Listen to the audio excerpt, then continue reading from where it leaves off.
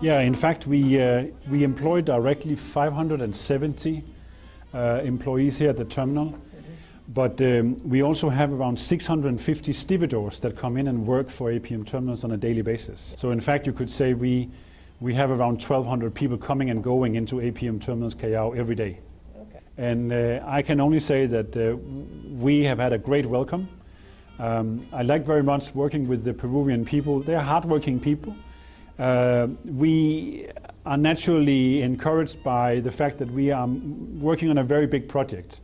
So what we see is a lot of energy, and we see a lot of interest for our project. So we have received more than 5,000 applications for people that wanted to come and work with us. Yeah. Most of the people have the skills. We have been very fortunate, especially in our management positions, to have very high skilled people.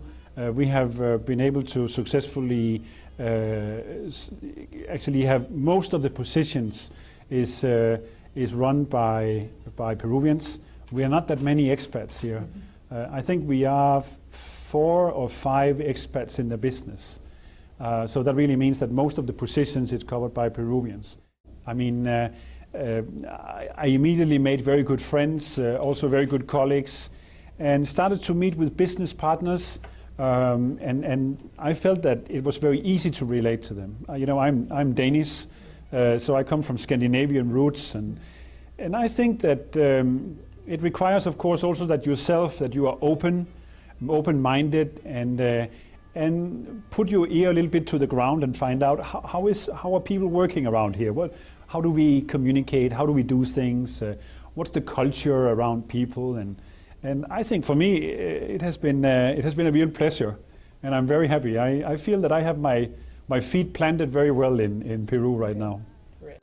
So I can only advise to companies that they should focus more towards sustainable relationships, which means not only the way you run your business and how you do it, but also listen very carefully to the neighbors that you have, and ask the neighbors a little bit about what do they think about your business. As here in Peru, you know, you can walk in the streets at the evening and the nights, and of course there are areas you need to be careful, but that's the way it is in every big city. Sure.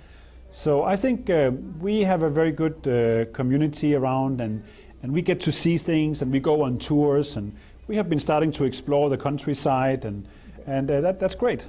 Yeah, I have a lot of favorites. I mean, I'm in love with the ceviche, just like most people are, and of course the pisco sours. But I think what I feel is really the big difference for the Peruvian food is that it has first of all a very high quality of natural products. Mm-hmm. So you have it fresh, right? I mean, I don't know a place in the world that has as many microclimates as Peru has, right? It's amazing. You can plant things many places and it just started to grow, right? Yeah. That's fantastic. But of course then the fish is fresh and is coming right from the ocean. And I think that is a privilege in itself, because these are not products that are processed, right? It's fresh products. Right. Socialize, you know, you do when you go out with friends, go to restaurants, go to concerts, go to things where you see things and develop things, especially at this time of the year, is great. I think tours outside the city nearby, you know, day tours are great.